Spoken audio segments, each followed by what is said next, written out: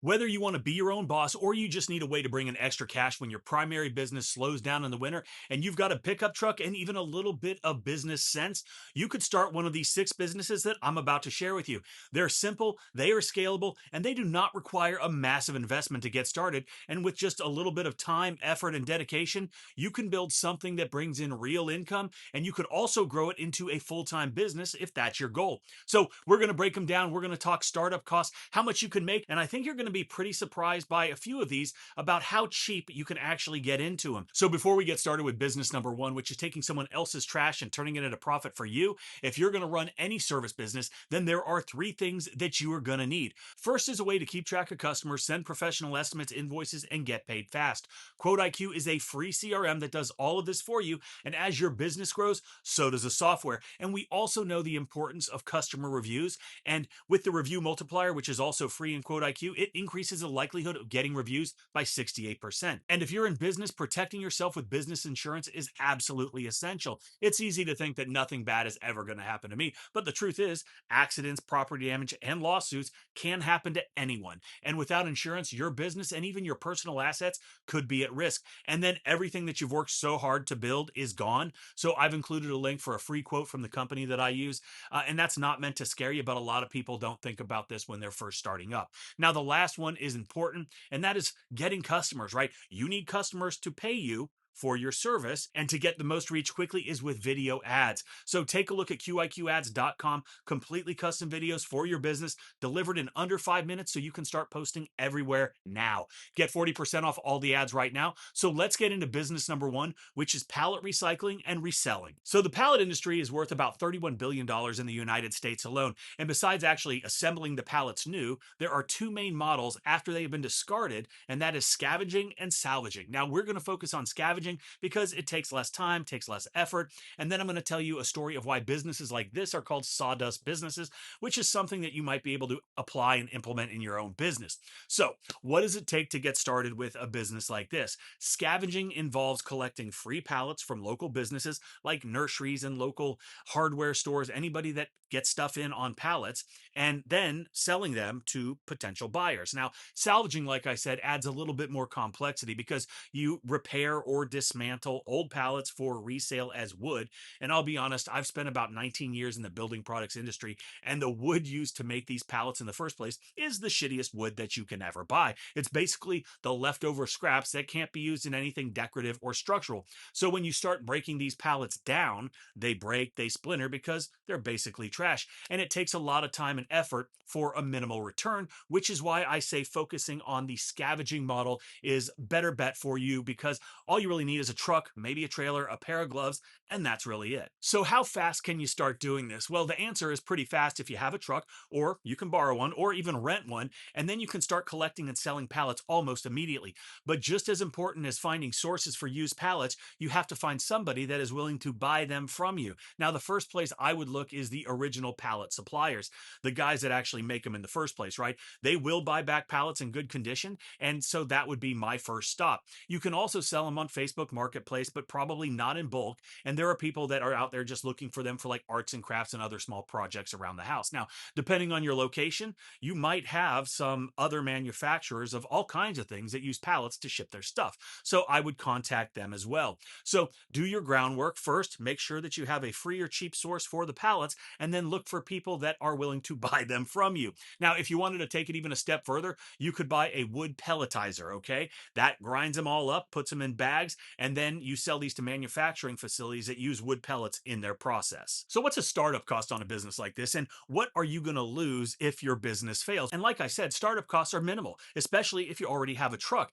Even if you fail, the financial loss is negligible at best. And the potential to scale, well, I got to be honest here, I don't think it's hugely scalable unless you get into other aspects of the business, right? Like distribution, delivery, pelletizing. So, on a scale of 1 to 10, I would say scalability is about a 4. But with that being said, I think that you can earn a steady income scavenging and reselling. Scaling requires logistical expertise or transitioning to a pallet leasing model, which is a little more complex. And so, the reason that I call this a sawdust business is because a long time ago, when people were not using engineered wood, they were using just lumber and plywood. And there was a tremendous amount of sawdust that was accumulating at every single sawmill, plywood mill, anyone that manufactured wood. And they had no clue what to do with all the excess sawdust. So they were paying people to haul it off. Those people were filling landfills with it. And it just wasn't great for the environment. It wasn't a great scenario for anybody. And then some science guy, some engineer figured out that if he could mix resin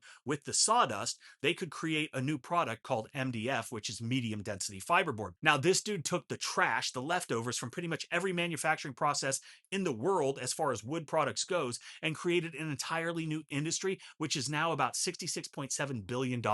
So always be looking for things in your business that may be considered trash to you, but might be of value to somebody else, which gets us into business number 2, and that is event chairs and table rentals. So this is one that doesn't require a huge upfront investment, and it's something that is totally scalable. So what does starting an event chair and table business look like? Well, this business is, again, fairly simple. You're basically just renting out chairs and tables and possibly other stuff like tents and linens. And you can start small with basically just folding chairs and tables, which cost around 20 to 50 bucks per chair and anywhere from 40 to 100 bucks per table. So, where are you going to find customers for this business, right? Well, the good thing is they're absolutely everywhere. Think about targeting local events like weddings, big parties, graduations, and corporate events. And one thing that you will need besides a truck is somewhere to store all of your stuff. So maybe you've got a garage, a shed, or you can rent out a small storage unit. These are pretty inexpensive and it helps keep your costs low for these upstarts.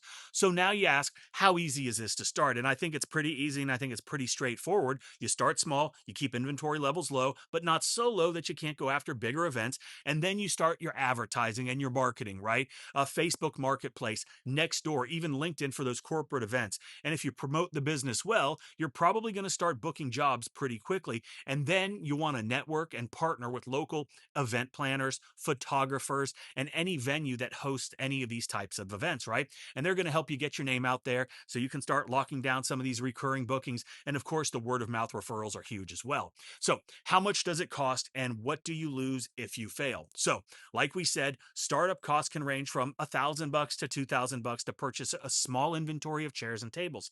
Now, if the business doesn't take off like you want it to, the equipment holds its value and you can resell it, right? And recoup most of that initial investment. And every business has risk, and only those that will take the risk will ever see the rewards. So sometimes you got to spend a little money to make some money. And this is a very good potential for upside to scale. A small setup can generate between 500 and 1,000 bucks per event, depending on the size of the rental. And that means the first job can pay for your initial investment. And then as demand grows, as your business grows, you can expand into additional inventory like decorative seating, premium tables, tents, or even full event planning services. And commercial clients and wedding venues can provide steady, high value contracts, and that will help you to scale to that six-figure business.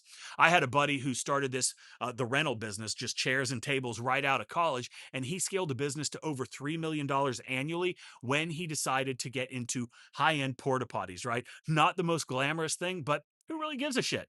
You see what I did there? Anyway, so that great business to get into, highly scalable, very cheap, minimal investment. So business number 3 is paint striping, parking lot striping, whatever you want to call it. And parking lot striping is a profitable niche with steady demand. And you can start with very basic supplies like paint rollers, tape, and like just the minimal, right? And you can keep it under like $500. And then as you get more jobs, you start reinvesting and you buy a paint striping machine, which is going to make you a lot more efficient, a lot more profitable. And I talk about paint striping, parking lot striping a lot because it is such a great business to get into and it's highly scalable and it works well with other service businesses as well. And like any business, getting customers quickly can be challenging, but with line striping, you should start cold calling on paving companies, sealing companies, and reach out to everyone and anyone with a business that has a parking lot because they are required by law to maintain the stripes, the handicap spots, the emergency lanes, all of those things. And if you haven't noticed, there are a lot of parking lots all over the place. So, how much does it cost and what do you lose if your business fails? Well, like we said, you can start very, very low cost, right? Under 500 bucks up to $1,000 depending on what you get. And this is a basic setup, but will allow you to get out there and see if you can make the business actually work. At the very least, one job is going to pay for your initial investment. Obviously, the more involved you get, the more equipment you get, the more investment there is. But if you plan, you learn, and you do it right, you can absolutely crush with this business because there is a huge potential to scale. Line striping businesses have really high margins, like 60 to 70%, as well as recurring customer potential. And scaling involves obviously you got to add on employees, right? Building a team, reinvesting in better equipment, and then expanding into those commercial contracts, which are recurring and much higher dollar. My buddy Chris, he started with absolutely nothing. He was working a 9 to 5, making minimum wage, and within 2 years has grown his team and now has a bunch of different guys running around multiple states with big commercial contracts. And if you're interested in learning a little bit more about that, he put together a training program called How to Stripe, which is very appropriate, that goes over every aspect of the business from equipment, supply, sales, marketing, and pricing. This is the most in depth training available, and you can check it out at howtostripe.com. And the next business is also a very low barrier to entry, and it is something that is not impacted by seasonal conditions whatsoever. So, all you guys that are, this is something that you need to pay attention to, and that is commercial cleaning. So, cleaning building interiors is a low risk, high reward business that offers consistent workflow and scalability. So, what does starting a business like this take? Well, the business has an incredibly low startup cost, right?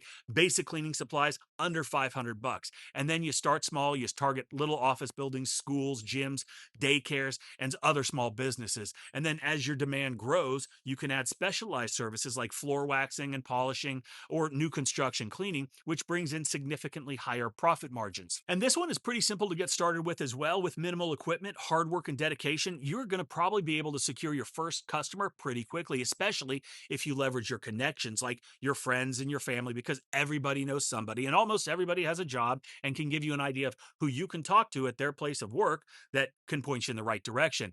And then you start advertising for free on platforms like Facebook and Nextdoor, LinkedIn. Obviously, what you post is going to be important as well because you need to convey professionalism. And QIQ ads can help with custom made video ads with your logo, your company info, a custom voiceover, and music, all delivered in under 5 minutes, and they look great. So, how much does a commercial cleaning business actually cost to start up, and what are you going to lose if you fail? Well, like I said earlier, startup costs are unbelievably low, under 500 bucks. And the failure risk is minimal since cleaning supplies are inexpensive, right? And unused equipment, it could be resold. So, the upside is big and the downside is minimal, and there is a significant potential to scale.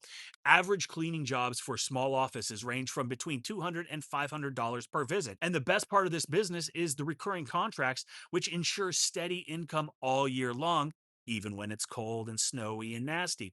And specialized services like floor waxing or construction cleaning can get you like $1,000 to $5,000 per project. And then with consistent work and additional staff, the business can sail into 6 or 7 figures.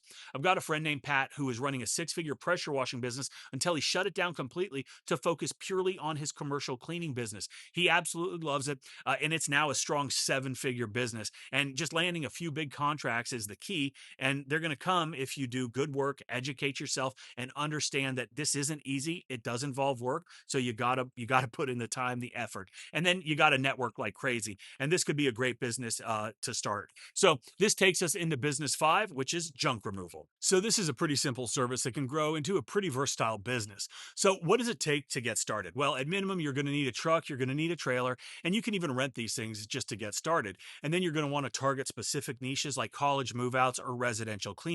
Start with small local jobs and start building your customer base. So then the question everyone asks is, how much does it cost and what do you lose if you fail? Well, startup costs are low, around $500 to $1,000 if renting equipment, almost nothing if you have a truck and trailer already, which makes the financial risk absolutely almost non-existent. And then you reinvest your profits into more equipment, better equipment, more people, network with people that can help you grow your business. And I'm thinking community managers, property managers, and then you can add dumpsters for rental, which is our next business. business. And dumpster rentals are at pretty much every construction project, every renovation, and every clean out, like we just talked about. Renting a dumpster can earn you $400 to $500 for just 14 days, and demand is steady. This is definitely the most expensive venture on our list, but it also is the business with the most upside. So, what does starting up a dumpster rental business actually take? Well, to get started, you got to have some dumpsters, right? Purchase a dumpster for between $3,000 and $6,000 and a truck and trailer capable of hauling it. And you can reduce costs by renting or buying a used pickup and trailer for anywhere from $10,000 to $20,000. Now, marketing can start for free with platforms like Facebook Marketplace and then expanding later with SEO and paid ads. But just like any business, it's not going to be easy, and you'll need to deliver dumpsters, handle logistics, and then sell the service yourself when you're first getting started. And starting costs are, like I said, significantly higher than everything else on your list, closer to 5K when you're starting small with just one dumpster. And if you fail, you could definitely recoup about half the cost of the dumpster by reselling it, but financing equipment like a truck or trailer could lead obviously to larger losses. So understanding that there is risk is important, right? The potential to scale this business is absolutely huge. A dumpster company that starts with five 20-yard dumpsters could pay off the initial $23,500 investment in just 1 month with high demand, of course. Then scaling to 20 dumpsters could generate $1 million in annual revenue. So if I was looking at all of these, I think the dumpster rental business is the best bet and the one that I would look into. It's obviously a higher risk, but the higher reward is there too. So whether you want to start a steady side hustle or a scalable business, these ideas are affordable, they're practical, and there is huge potential with every single one of them. So start small, test the market, and reinvest your profits to grow your business. Thanks for watching, and that's it.